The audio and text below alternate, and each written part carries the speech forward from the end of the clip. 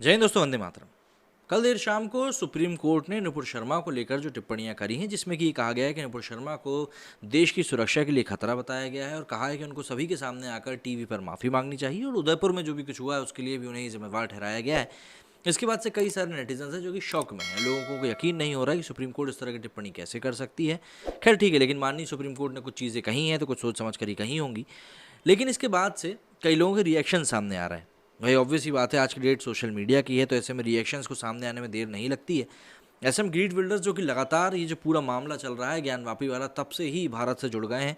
मतलब डच सांसद हैं, लगातार इस बारे में बात कर रहे हैं, किस प्रकार से तुष्टीकरण को उन्होंने दूर करने की बात कही है मुस्लिमों को, वो भी उन्होंने कही है।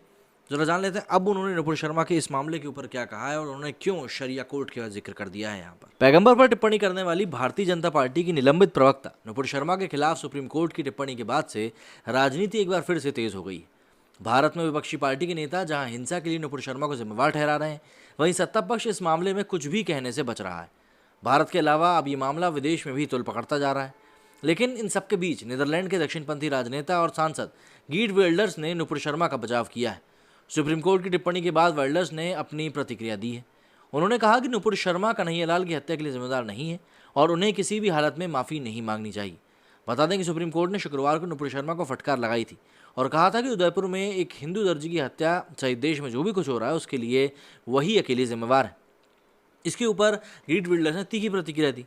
उन्होंने कहा कि मुझे लगा कि भारत में शरीय अदालतें नहीं, पैगंबर के बारे में सच बोलने के लिए उन्हें कभी माफ़ी नहीं मांगनी चाहिए। वे उदयपुर हिंसा के लिए जिम्मेवार नहीं है, कट्टरपंथी असहिष्णु मुसलमान जिम्मेवार है और कोई नहीं। बता दें कि इससे पहले भी डच सांसद ने इस मामले में प्रतिक्रिया दी थी। उन्होंने कहा था कि ये बहुत हास्यास्पद है कि अरब और इस्लामिक देश भारतीय नेता नुपुर शर्मा के पैगंबर के बारे में सच बताने पर भड़के हुए हैं। भारत आखिर क्यों माफ़ी मांगे। आगे विल्डर्स ने भारतीयों को सलाह दी कि वे नुपुर शर्मा का बचाव करें।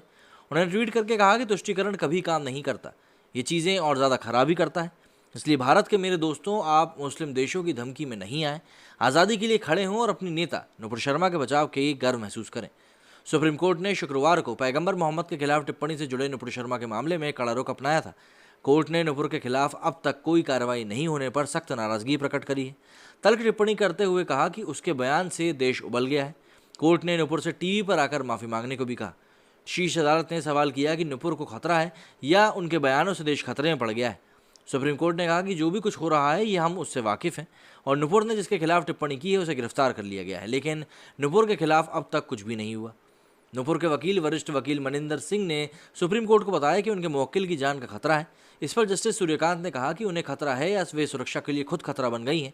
उन्होंने जिस तरह से पूरे देश में भावनाओं को भड़काया है, देश में जो हो रहा है उसके लिए वो अकेली जिम्मेदार है।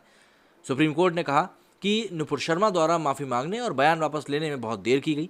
नुपुर ने सशर्त बयान वापस लेते हुए कहा कि अगर भावनाएं आहत हुई हैं तो माफ़ी मांग चाहती हूँ। शीर्ष अदालत ने नुपुर शर्मा से कहा कि नुपुर शर्मा को पूरे देश से माफ़ी मांगनी चाहिए। जस्टिस सूर्यकांत ने कहा कि हमने इस पर बहस देखी है कि कैसे उकसाया गया, लेकिन जिस तरह से उसने ये सब कहा और बाद में कहा कि वो एक वकील हैं, वो शर्मनाक है। उनके बयान की वजह से आज देश जल रहा है और उसे टीवी पर आकर सबके सामने माफ़ी मांगनी चाहिए। अब सीधी सी बात है, ये जो चीज़ें हुई हैं, जो बातें हुई हैं अदालत में, भाई अदालत ने तथ्यों के ऊपर बातें कही हैं, लेकिन उसके बाद भी लोगों को ये चीज़ पसंद नहीं आई और इसीलिए इतना ज़्यादा आक्रोश भड़का हुआ दिख रहा है लोगों के बीच में। मेरे चुने फिलहाल इतना ही। जय हिंद, जय भारत।